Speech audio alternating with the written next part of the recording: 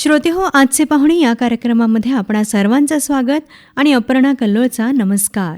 श्रोतेहो, आजच्या कार्यक्रमात ऐकूया रत्नागिरीचे ज्येष्ठ रंगकर्मी सुहास दिनकर भोळे यांच्या मुलाखतीचा पहिला भाग. आज आपल्या स्टुडिओमध्ये रत्नागिरी येथील ज्येष्ठ रंगकर्मी सुहास दिनकर भोळे हे आलेले आहेत. यांची ओळख सांगायची झाली तर ते एक अभिनेते आहेत, लेखक आहेत, दिग्दर्शक आहेत, तंत्रज्ञ आहेत, निर्माते आहेत, चित्रकार आहेत आणि भाषा अभ्यासकसुद्धा आहेत. तर नाट्यक्षेत्रामध्ये, चित्रपट क्षेत्रामध्ये, साहित्याच्या क्षेत्रामध्ये खूप मोठा प्रवास त्यांचा आहे. तब्बल 45 वर्ष ते रंगदेवतेची आराधना करतात. तर आज त्यांच्या या प्रवासाविषयी आपण जाणून घेणार आहोत त्यांच्या शब्दामधून. सर, आकाशवाणीच्या स्टुडिओमध्ये आपलं खूप खूप स्वागत. नमस्कार.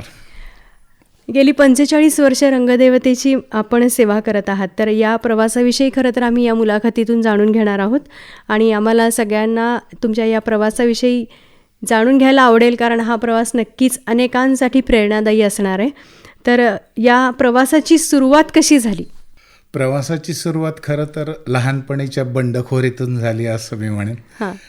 कारण माझी आई मला कायम अतिशय द्वाड असंच म्हणायची आणि अंगामध्ये खरं तर नाना कळा होत्या, त्यामुळेच कदाचित माझ्यातला कलाकार घडत गेला असेल. अशाच सगळ्यातूनच म्हणजे कुठली गोष्ट हवी आहे तर त्याच्यासाठी रडणं, मग त्या रडण्यात सुद्धा वेगवेगळ्या प्रकारचे भाव वाढणं, मग ते नाही जमलं तर आणखीन काहीतरी हट्ट करणं. अशातून म्हणजे थोडक्यात मला लहानपणी असं नाटक्याच म्हणायचे, म्हणजे की नाटकं करू नकोस, बाजूला हो. आणि त्यातून कदाचित तो कलाकार हळूहळू घडत गेला असेल असं मला वाटतं. तुम्ही एक अभियंता म्हणून कार्यरत राहिला आहात. तुमच्या कारकिर्दीविषयी आपण बोलायला गेलो तर अभियंता म्हणून काम करत असताना रंगभूमीकडे कसे वळलात? मुळातच अभियंता होण्यापूर्वीच म्हणजे अभियांत्रिकी महाविद्यालयात जेव्हा मी प्रवेश घेतला, त्या प्रवेशानंतर असं झालं की पहिल्या वर्षी मी सगळ्या खेळांमध्ये सहभागी होत होतो आणि आमच्या शासकीय तंत्रनिकेतन जे होतं ते तिबाराजाचा राजवाड्यामध्ये भरायचं आणि रात्री तिथे आम्हाला टेबल टेनिस खेळायला मिळायचं, म्हणून आम्ही रात्रीचे तिथे खेळायला जायचो.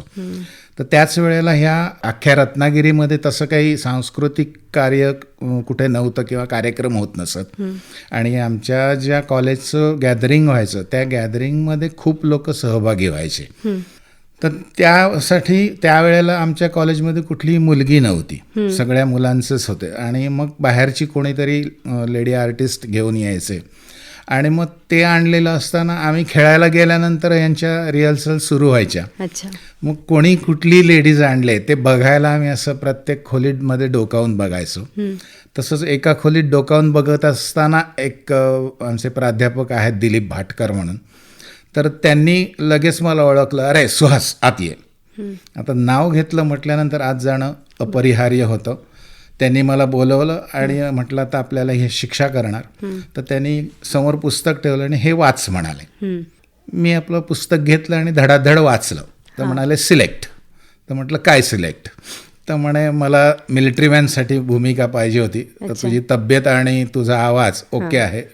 आणि मग त्यांनी मला एकांकिकेत घेतलं, कुणी गोविंद घ्या नावाची एकांकिका, आणि त्या एकांकिकेत मी सगळ्यात पहिल्यांदा प्रवेश केला. रंगभूमीवरती अशा रीतीने तुमचा प्रवेश झाला म्हणायला हरकत नाही.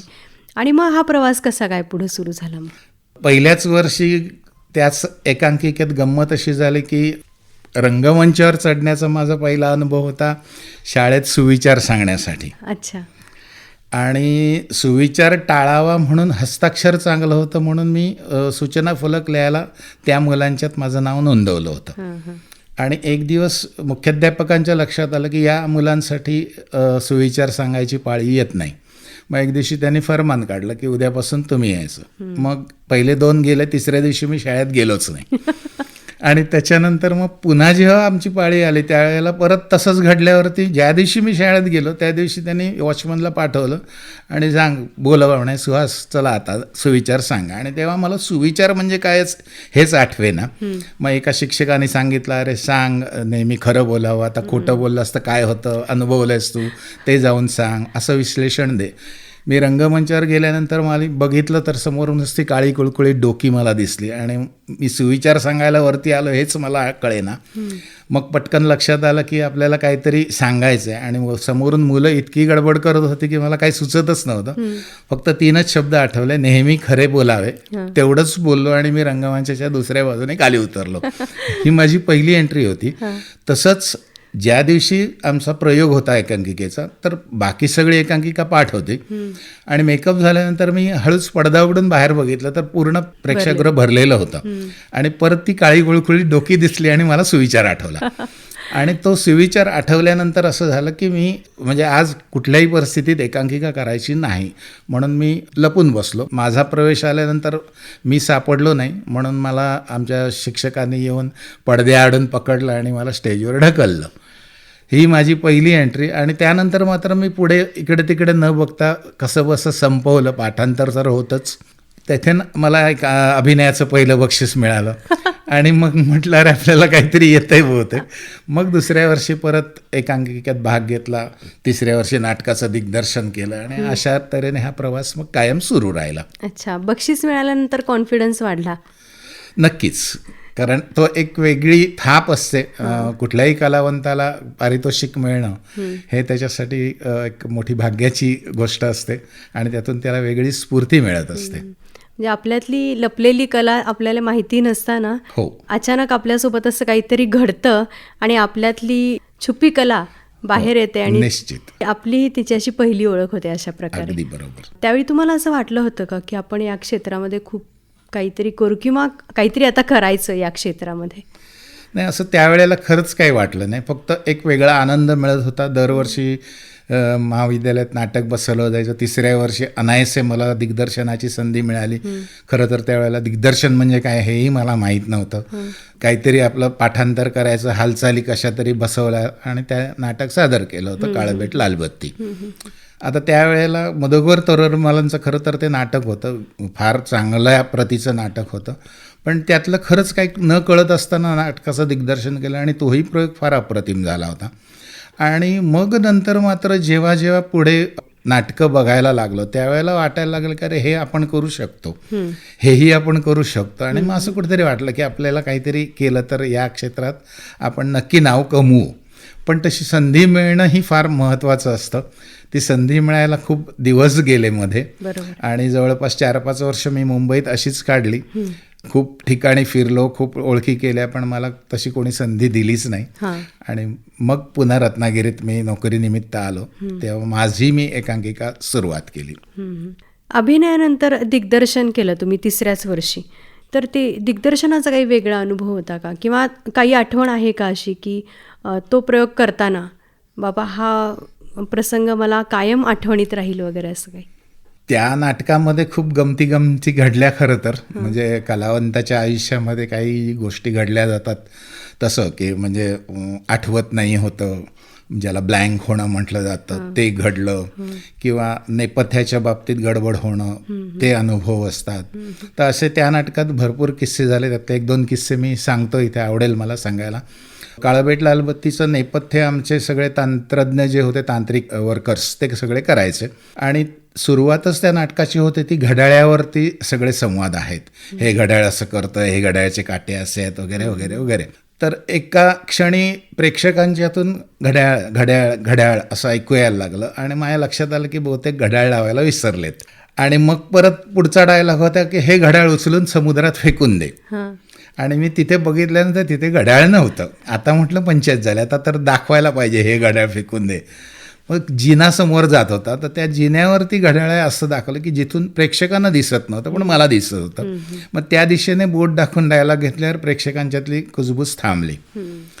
त्याच नाटकात नंतर असं झालं की एका वेळी सगळे लोक माझ्या अंगावर धावून येतात आणि मी सगळ्यांना सांगतो की don't you dare touch me, मागे वळून बघा, तुमच्यावर बंदुका रोखण्यात आलेत. तर मी मागे वळून बघा म्हटलं आणि बघितलं तर एकही बंदूक दिसेना. आता काय करायचं अशी मोठी पंचायत आली. मग तिथेच लगेच हे केलं की भिंती पलीकडून तुमच्यावर बंदुका रोखण्यात आल्यात. तर अभिनेत्याला जे रंगमंचाचं भान असायला पाहिजे ते मी माझ्या पहिल्याच प्रयोगात शिकलो. आणि त्या अनुषंगाने आपण संवाद कसे पटकन बदलून समोरच्या कलाकाराला गडबडू न द्यायचं हेही पहिल्या प्रयोगात शिकलो. त्यामुळे त्या प्रयोगाची आठवण माझ्या कायम लक्षात आहे. यशस्वी दिग्दर्शनाचं इथं बीज रोवलं गेलं म्हणायला हरकत नाही. नक्कीच. कारण हे प्रसंगावधान दिग्दर्शकामध्ये असलंच पाहिजे. हो. ऐनवेळी चेंजेस करणं आणि तो प्रसंग निभावून नेणं. खूप छान अनुभव आहे तुमचा हा. खरं तर खूप मोठे मोठे कलावंत आजही म्हणतात की त्यावेळी एखादा संवाद घेऊ नये, पण अशा घटना जेव्हा घडतात त्यावेळेला त्या कलावंताच्या मागे जो दिग्दर्शक असतो त्याने जर अशा गोष्टी सांगितलेल्या असतील तर ते कलावंत त्या क्षणी ते सावरून घेतात. याची आणखी एक आठवण सांगतो. वर्कर्स नावाची एक पहिली एकांकिका आम्ही करत होतो आणि त्याच्या तालमी आणि इतके प्रयोग झाले होते की चिपळूणच्या प्रयोगामध्ये अशी घटना घडली की प्रायोगिक सगळं सुरू असताना कामगारांच्या जीवनावरती एकांकिका होती आणि 2-3 कामगार आपसात एकमेकांशी मारामारी करत असताना पुठ्ठ्याचं लावलेलं मशीन होतं, त्याला चुकून धक्का लागला आणि ते पडलं. आता हे पडलं म्हटल्यानंतर परीक्षक जे होते त्यांना असं वाटलं अरे पडलं मशीन, फुकट गेलं. तर त्यातल्याच एका कामगाराने जोरात हाक मारली, अरे रामलाल काय करतो, क्रेन घेऊन घेऊन त्याने क्रेन बोलवली, ते मशीन व्यवस्थित उचलल्यासारखं केलं, बसवलं, आता जा म्हणाले आणि पुढचं एकांकिका सुरू केली. आणि ते स्क्रिप्टमध्ये नव्हतं, हे त्या परीक्षकाने आणि माधव वाजे परीक्षक होते. तर त्याने नंतर भाषणात बोलून दाखवलं की दिग्दर्शकाने ह्या गोष्टी नक्कीच सांगितलेल्या असतात म्हणून त्या कलावंताने तेवढं ते केलं. हे भान जे आहे किंवा ह्या सूक्ष्म गोष्टींचं निरीक्षण दिग्दर्शकाने अगोदर केलेलं असेल तर कुठल्याही कलाकृतीला मरण नाही. नक्कीच नक्कीच. प्रसंगावधान आणि तो प्रसंग निभावून नेणं ही खरी ताकद असते खऱ्या दिग्दर्शकाची. म्हणून प्रत्येक नाटकाच्या याला प्रयोग म्हणतात. अगदी खरं. आणि रंगभूमी सतत जिवंत असते. नक्कीच. आणि तिथं एडिटिंगला किंवा परत रिटेकला वाव नसतो. रिटेकला काही जे काय आहे ते तिथल्या तिथे सगळं सादर करणं आणि ते परफेक्ट करणं किंवा जर तिथं काही चूक झाली तर ते व्यवस्थित निभावून नेणं हे फार महत्त्वाचं असतं. अगदी. तुम्ही एकूण 30 नाटकं, 19 एकांकिका, कथा यांचं लेखन केलं. तर अनेक विषय यामधून तुम्ही मांडलेले असतील. तर हे विषय तुम्हाला सुचले कसे किंवा निवडले कसे, काय सांगाल? हा प्रश्न खूपदा विचारला जातो. माझं 31वं नाटक आता लिहून झालं आहे आणि ते आज रात्री वाचन आहे. अरे वा. विषय सुचतो तर असा एका कुठल्या बिंदूवरून सुचत नाही, तर त्याच्यासाठी अनेक घटना जबाबदार असतात आणि ते असं थेंबे थेंबे साचत असतं आणि मग एखाद्या क्षणी असं लक्षात येतं की अरे हां इथे काहीतरी घडतंय. त्यातून माझी स्वतःची एक सवय आहे खूप पूर्वीपासून की रोज काहीतरी लिहायचं. पूर्वी हाती लिहायचं, आता PC वर किंवा मोबाईलवर लिहितो. रोज झोपण्यापूर्वी काहीही जे मनात येईल ते धडाधड लिहितो, 5-10 ओळी आणि तारीख टाकतो. आणि मग कधीतरी रिफर करताना लक्षात येतं की अरे याच्यात कुठेतरी काहीतरी एक विषय आहे.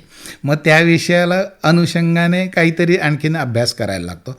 प्रत्येक नाटक किंवा कुठलीही कलाकृती लिहिताना त्या विषयाचा व्यवस्थित अभ्यास करायलाच लागतो, त्याशिवाय लिहिता येत नाही. कारण मग लिहिलं तर त्या थापा होतात आणि त्यातले तज्ज्ञ लोक ज्या वेळेला समोर असतात त्यावेळेला त्या आपला तो बनेलपणा उघडकीस येतो. तर तसं ते येऊ न देता अभ्यासपूर्ण लेखनाने व्यवस्थित लिहिता येतं, हा माझा अनुभव आहे. त्यासाठी भरपूर वेळ तुम्ही द्यायला पाहिजे. तुम्हाला काय वाटतं की वास्तववादी लेखन चांगलं का काल्पनिक, फिक्शन? मुळात प्रत्येक लेखक काल्पनिकच लिहितो, कारण ते त्या लेखकाचं लिहिणं असतं. म्हणजे आता इतके मोठे मोठे ग्रंथ किंवा कोणी काय लिहिलं असेल तर ते त्या लेखकांनी त्यांना वाटलेल्या गोष्टी लिहिल्यात, त्यामुळे ते प्रमाण मानता येत नाही असं माझं स्वतःचं मत आहे. कारण त्या गोष्टीकडे दुसऱ्या बाजूने जर बघितलं तर कदाचित दुसऱ्याला त्या गोष्टींचा वेगळ्या पद्धतीने विचार करता येईल. त्यामुळे लेखकाला त्या क्षणी जे वाटतं ते लिहिलं जातं. मग त्यात विषय कुठला का असेना, मग तो आता वास्तविक विषय म्हणजे काय आणि काल्पनिक विषय काय, तर वास्तवाची कल्पना केलेल्या गोष्टी असतात ते लेखक लिहितो असं माझं म्हणणं आहे. नक्कीच. मग कविता लिहितानाचे काय अनुभव आहेत? कविता कशा सुचल्या तुम्हाला? कविता कसं आहे, कुठलीही गोष्ट थोडक्यात कशी सांगावी याच्यासाठी आता तर 10 ओळींच्या कथा यायला लागल्या आहेत. तर ते जितकं थोडक्यात सांगता येईल त्याच्यासाठी थोडक्यात काय सांगता येईल तर ते काव्य. मग ते काव्याला कसं ज्या वेळेला यमक जुळलं जातं, पूर्वी तशा कविता होत्या, आता कवितांची पद्धतही बदलली आणि टलाट तर त्या अनुषंगाने येणारे शब्द आपल्याला पटकन जर सुचले तर ते त्या वेळेला लिहिले गेलेत आणि मी 4 वेळेस लिहिलेत. मोठ्या कविता मला काही कधी लिहिता आल्या नाहीत, हे अगदी स्पष्ट आहे. तारांगण नावाची ध्वनिफीतही तुम्ही निर्मित केली आहे, तर तिचा अनुभव कसा होता आणि मग ही कल्पना कशी सुचली की आपण ध्वनिफीतीची निर्मिती करावी, आपलं जे लिखाण आहे ते या माध्यमातून आपण सादर करावं? मी म्हणजे माझ्या कंपनीच्या कामासाठी नाशिकच्या प्लॅन्टमध्ये होतो आणि तिथे असताना जवळपास 14 तास नोकरी असायची आणि एकच दिवस शनिवारचा मोकळा असायचा. तर तिथे लोकांना माहिती होतं की हे नाटकातले आहेत साहेब. मग ते सांगायचे, सर आमच्या इथे पूजा आहे, मग सर 2-4 कविता म्हणा ना. असं करून ते सुरुवात झाली. मग कधी 15 मिनिटाच्या कविता, कधी अर्ध्या तासाच्या कविता. मग एका मित्राने त्यातलं रेकॉर्डिंग केलं. तर रेकॉर्डिंग केलं तर मला ते ऐकल्यानंतर वाटलं की अरे हे चांगलं आहे वाटतंय आपल्याला. मग घरात आपल्याकडे सगळं होतं, मग त्या अनुषंगाने म्हटलं हे करूया. आणि मग ज्या वेळेला मी नोकरी थांबवली त्या क्षणी मग पहिल्यांदा काम केलं असेल तर त्या सगळ्या कवितांचं रेकॉर्डिंग केलं आणि त्यावेळेला लिहिलेल्या कवितांची एक CD बनवली आणि माझ्या 50व्या वाढदिवसाला त्याचं प्रकाशन केलं. अरे वा, खूप छान. मग यासाठी कोणाकोणाचा सहभाग होता तुमच्यासोबत? माझ्यासोबत सगळ्यात मोठा सहभाग माझ्या पत्नीचा आहे पूर्वीपासून आत्तापर्यंत. की पाठिंबा म्हणून ज्याला नुसता पाठिंबा नसतो, तर त्या अनुषंगाने किंवा नाटक बसवायला लागलं तर घरची सगळी वातावरण फार विस्कळीत होऊन जातं. म्हणजे माझ्या घरात तर तालमी चालायच्या, 25-25, 30-30 कलावंत यायचे. माझी मिसेस नोकरी करणारी होती आणि ते सगळं करून माझ्या 2 मुलींचं आटपून, माझ्या आईवडिलांचं करून, सगळ्या घराचं आटपून, नोकरी करून परत रात्री माझी ऑर्डर असायची की 10 लोकांचं जेवण पाहिजे. तर ती सगळं निमूटपणे सहन करत आलं. त्यामुळे हा जो काही पाठिंबा होता, हा पाठिंबा आपल्याला कुठून विकत किंवा असा मिळत नाही आणि त्यामुळे आज मी जो काही आहे त्यातला अर्धा भाग ती आहे, हे नक्की. खऱ्या अर्थाने त्या सहचारिणी आहेत तुमच्या. अगदी खऱ्या अर्थाने. 30 जी तुम्ही नाटकं लिहिली आहेत सर, त्यामधलं कुठलं एखादं असं नाटक आहे जे तुमच्या मनाच्या खूप जवळचं आहे?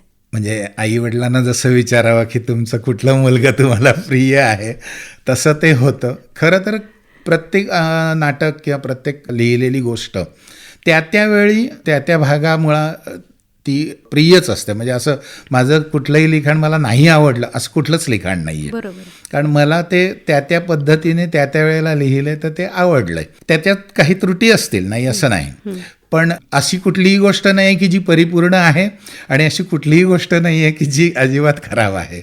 त्यामुळे सगळीच नाटकं मला आवडतात. मृत्योर्मा नावाचं एक नाटक तुम्ही लिहिलेलं आहे, हो. तर त्याविषयी काय सांगाल? मृत्योर्मा नाटक एका एड्स झालेल्या मुलीच्या आयुष्यावरचं नाटक आहे. दिल्लीमध्ये एक घटना घडली होती की एका मुलीने एका प्रियकराला आपल्या हॉटेलवरती बोलवलं होतं आणि त्याला सांगितलं की सकाळी त्याला जाताना सांगितलं की welcome to the ads family. आणि ती तेवढी बातमी माझ्या डोक्यात फारच फेड्या बसल्या आणि म्हटलं हे काहीतरी विचित्र आहे.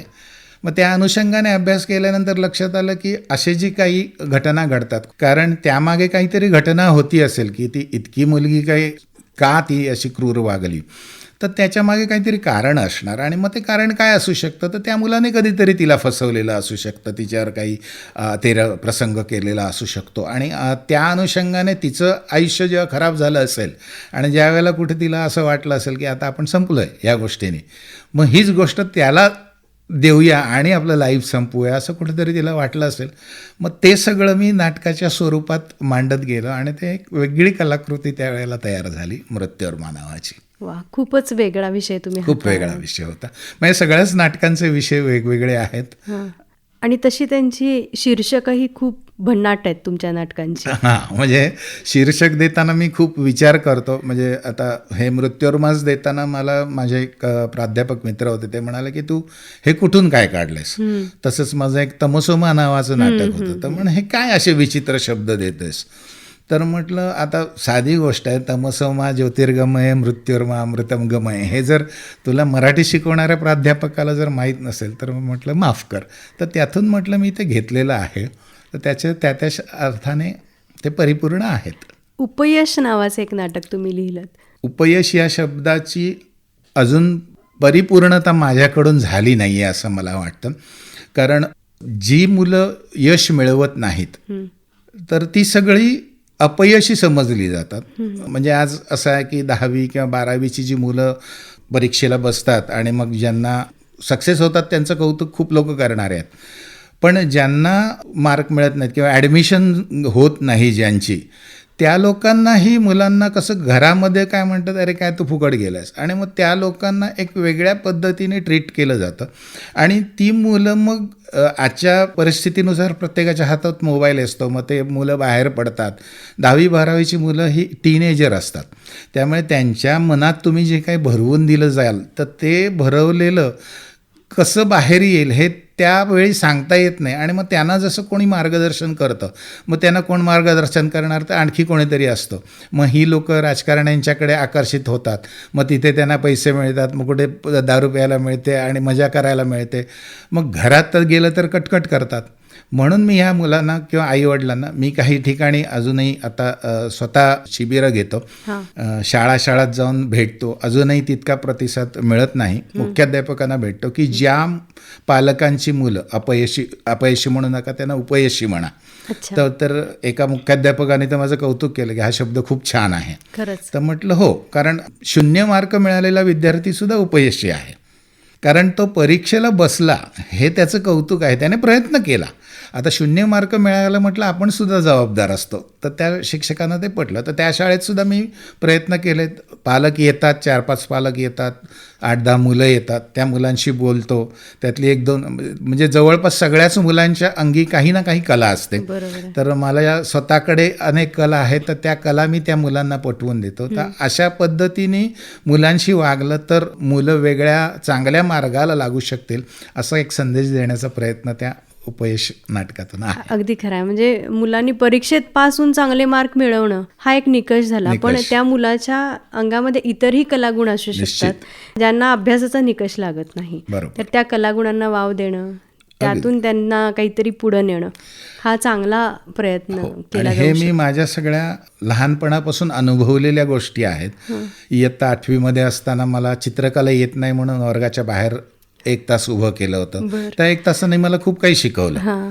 आणि मग त्यानंतर मी ड्रॉइंगच्या खूप परीक्षा दिल्यात नाही, माझं आज ड्रॉइंगचं कौतुक लोक करत असतात. हे अशा गोष्टी आहेत की जर आपण केलं तर होतं, म्हणून केल्याने होतं आहे रे, असं जे आहे ते खरंच आहे. तर करण्यासाठी कोणीतरी त्यांना उद्युक्त करायला हवं असं मला नक्की वाटतं. आणि त्या मुलांचं यामधून आपण समुपदेशन करता. निश्चित. आरोग्याविषयी पण आपण समुपदेशन करता. हो. तर तिकडे कसं काय वळलात आणि तुम्हाला असं का वाटलं की आरोग्याविषयी पण आपण जागृती इतरांमध्ये आणावी? स्वतःच्या आयुष्याविषयी खरंच जागरूकता जेव्हा आली, जेव्हा मी मृत्यूच्या दारात 2-3 वेळा जाऊन आलोय. आणि मी स्वतःच्यामुळे नाही जाऊन आलं, तर मला काही वैद्यकीय जे माणसं भेटली, अधिकारी भेटले, त्यांच्या चुकीच्या ट्रीटमेंटमुळे हे तसं घडलं. आणि मग ते माझ्या लक्षात म्हणजे मला लक्षात येत होतं की मला त्रास होतोय, मी डॉक्टर्सना सांगत होतो मला त्रास होतोय, पण त्यांनी लक्ष दिलं नाही. आणि अशी वेळ आली की जीवन मरणाचा प्रश्न निर्माण झाला. त्यावेळेला पुन्हा चांगले डॉक्टर्स भेटले, म्हणून मी आज तुमच्यासमोर आहे.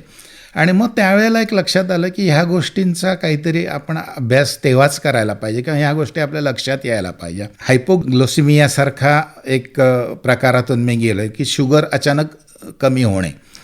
तर त्यावेळेला घरच्या लोकांना काही माहिती नसतं. म्हणजे आता हे मी सांगतो हे कदाचित खूप लोकांच्या उपयोगी पडेल.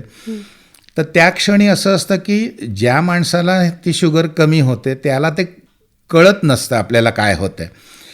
तर इतर लोक जर त्याच्याजवळ गेले तर तो काही बोलण्याची किंवा वावरण्याची शक्यता असते. त्यांना वाटतं की तो जागा आहे, पण तो त्यावेळेला जागा नसतो, तो बेशुद्धच असतो. आणि त्यावेळेला जर लक्षात आलं की अगदी ह्याची म्हणजे तो शुगरचा पेशंट असेल आणि लोकांना वाटलं तर त्यावेळेला लोक काय करतात, साखरेचं पाणी देतात किंवा साखर खायला देतात. तर असं करायचा प्रयत्न करतात. तर तेही करू नये, कारण ते श्वासनलिकेत अडकण्याची शक्यता दाट असते. अशा वेळी आयुर्वेदात एक खूप चांगला उपाय सांगितलेला आहे की मधाचं बोट जे घ्यायचं आणि डायरेक्ट जिभेखाली फिरवायचं. त्या जिभेखालची ज्या आपल्या यंत्रणा आहेत किंवा ज्या ग्रंथी आहेत त्या इतक्या पटकन कार्यरत होतात की त्याने 5व्या मिनिटाला पेशंट उठून बसतो. तर हे सगळं मी नंतर वाचलंय आणि त्या अनुषंगाने लक्षात आलं की ह्या गोष्टींचं जर मार्गदर्शन आपण इतर लोकांना केलं तर आयुष्यात थोडाफार फरक नक्की पडू शकतो. लोकांच्या जीवनशैलीमध्ये आपण नाही बदल करू शकत, कारण आज लोकांची जीवनशैली फार आरामदायी होत चाललेली आहे. तर त्या अनुषंगाने त्यांना पटेल असं सांगण्याचा प्रयत्न करायचा. 100रातले 5 लोक ऐकतात, ते आयुष्य चांगलं जगतात. जे नाही ऐकत त्यांच्या पुढे परत तेच वाढवून ठेवलेलं असतं. त्यामुळे प्रयत्न करणं आपल्या हातात आहे, तेवढा तो करायचा. मग हे समुपदेशन कशा प्रकारे तुम्ही करता? मी काही ठिकाणी लेक्चर्स अरेंज करतो, काही ठिकाणी म्हणजे पोस्ट लिहितो. तर त्या अनुषंगाने जिथे जिथे असं वाटतं की या ठिकाणी बाबा जाऊन सांगावं. काही माझे मित्र आहेत, तर ते असं दर 15 दिवसांनी एकत्र जमून काहीतरी समुपदेशन करायचं, कुठल्याही विषयावर असतं ते. मग त्याच्यात कधीतरी 2 महिन्यांनी एकदा आपलं लेक्चर ठेवायचं, असं करत असतो. चांगलं आहे. म्हणजे ज्या परिस्थितीतून आपण गेलो ती परिस्थिती इतर कोणावरही येऊ नये, हा त्यामागचा चांगला हेतू आहे तुमचा. नक्की. खूप हेच एका कलाकाराचं लक्षण असतं की कलाकार हा संवेदनशीलच असतो. अगदी. आणि तो संवेदनशील असेल तरच तो चांगला कलाकार असतो. नक्कीच. या भावनेतूनच तुम्ही अनेक प्रकारचं लेखन केलं. म्हणजे कविता झाल्या, कथा झाल्या, एकांकिका झाल्या, नाटकं झाली. तर या सगळ्या लेखन क्षेत्रामध्ये मुसाफिरी करताना अनेक अनुभव आले असतील, अनेक लोक तुम्हाला भेटले असतील, ज्यांचं मार्गदर्शन तुम्हाला मिळालं असेल. तर असं कोणाविषयी तुम्ही सांगाल? खूप लोक मला चांगले भेटले. हां. म्हणजे जसे चांगले भेटतात तसे तुमचे पाय ओढणारे लोक तुम्हाला जागोजागी मिळतात. अर्थातच. पण आपण त्यांचा उल्लेख करायचा नाही किंवा त्यांच्याकडे लक्ष द्यायचं नाही. तर हा जीवनाचा एक अपरिहार्य भाग आहे असं मला वाटतं. तर चांगल्या लोकांची नावं इतकी आहेत की इथे वेळ नाही पुरणार मला. पण माझ्या लेखकाला एक ऊर्जा देणं म्हणतात, ते कैलासवासी माधव मनोहरांनी दिली. आणि त्यांनी माझ्यातल्या लेखकातला खतपाणी घातलं, म्हणूनच मी पुढे गोष्टी लिहित राहिलो. त्या अनुषंगाने मला आणखीनही जयदेव हट्टंगडी सर भेटले होते. एकदाच भेटले, पण त्या एका भेटीत त्यांनी मला इतक्या गोष्टी सांगितल्या होत्या, त्या मला आयुष्यात खूप उपयोगी पडल्या. आणि मग अगदी आतासुद्धा माझे जे शिष्य होऊन गेले ते सुद्धा मला खूप उपयोगी पडतात. म्हणजे माझ्या पहिल्या शिबिरातला एक विद्यार्थी आहे दिग्पाल लांजेकर, अच्छा. की जो आज मोठं नाव कमावून मोकळा झाला आहे. पण आजही तो इतका नम्र आहे, कलेसंबंधी असो किंवा कुणाही विषयी. तर नम्रपणा तो जो आहे त्यांनीच त्याला मोठं केलेलं आहे. आणि त्या पहिल्या शिबिरात शिकवलेल्या गोष्टी, म्हणजे 1992-93ची गोष्ट आहे, त्या शिकवलेल्या शिबिरातल्या गोष्टी आजही त्याच्या लक्षात आहेत. हे फार कौतुकाची गोष्ट आहे. तसंच एक डॉक्टर जयंत गौड म्हणून आता तुमच्या सांगलीच्या मेडिकलमध्ये होते, आता ते पुण्यामध्ये शिफ्ट झालेत. तर ते न्यूरोसर्जन म्हणून आहेत. ते सांगलीमध्ये मी एक शिबिर घेतलं होतं 1 महिन्याचं शासनाचं. त्या शिबिरातला तो विद्यार्थी आहे. त्याने आत्ता मी नवीन जे नाटक लिहिलं आहे त्याच्यासाठी मला खूप मदत केली आहे. त्याच शिबिरातली मधुरा ओगले नावाची मुलगी होती, जी आज बेंगलोरमध्ये हायकोर्टामध्ये काम करते.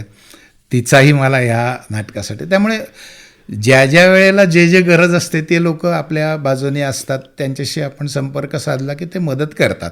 हे माझा अनुभव आहे. त्यामुळे ते सगळेच आपल्या लेखी मार्गदर्शक आहेत असं मला वाटतं. आपल्याला भेटणाऱ्या चांगल्या लोकांमधून जे जे उत्तम आहे ते आपण घ्यावं, नक्की. या सूत्राने तुम्ही चालता. नक्की चालतो. आणि या सगळ्यात कसं आहे, जसं मी सांगितलं पत्नीचा माझा सहभाग आहे, तशा माझ्या आता 2 मुली, म्हणजे धाकटी मुलगी तर नाट्यशास्त्र MA झाली आहे. अच्छा. तर आता काही कलाकृती करताना किंवा लिहिल्यानंतर प्रत्येक वेळी मी तिचा सल्ला घेतो. कारण सगळ्यात माझी कुठलाही हेतू मनात न ठेवता माझ्याशी बोलू शकते किंवा माझ्या लिखाणाला वाईट तर वाईट म्हणू शकते. कारण असं कोणा आजकाल वाचायला दिलं तरी हां ठीक आहे असं म्हणतात, पण ती सांगणार की हे नाही, हे पापा फालतूच आहे किंवा हे फार उत्तम आहे, अशा अर्थाने ती सांगते. आणि तिचा पाठिंबा एक खूप मोठा असतो. जवळची क्रिटिक आहे तुमची म्हणायला हरकत नाही. हो, नक्कीच. दिग्दर्शनाच्या क्षेत्रातही तुम्ही खूप काम केले. हो. म्हणजे 25 नाटकं, 26 एकांकिका, 8 चित्रफिती, 7 लघुपट, हे सगळं तुम्ही दिग्दर्शित केलेलं आहे. तर या क्षेत्रामधला तुमचा प्रवास कसा सुरू झाला? म्हणजे पहिलं 3ऱ्या दिवशी तुम्ही ते दिग्दर्शित केलेलं नाटक, तो प्रवास सुरू झालाच, पण खऱ्या अर्थानं एक प्रगल्भ दिग्दर्शक म्हणून हा प्रवास कधी सुरू झाला तुमचा? पहिली एकांकिका जेव्हा मी बसवली वर्कर्स, तर ती मुळात मी मुंबईत असताना लिहिली होती. आणि खूप लोकांना वाचायला दिल्यानंतर लोक हां ठीक आहे म्हणायचे आणि सोडून द्यायचे. म्हणजे पूर्ण कामगार जीवन कसं चालतं त्यातले हेवे दावे, तर ती 1984 साली लिहिलेली गोष्ट होती.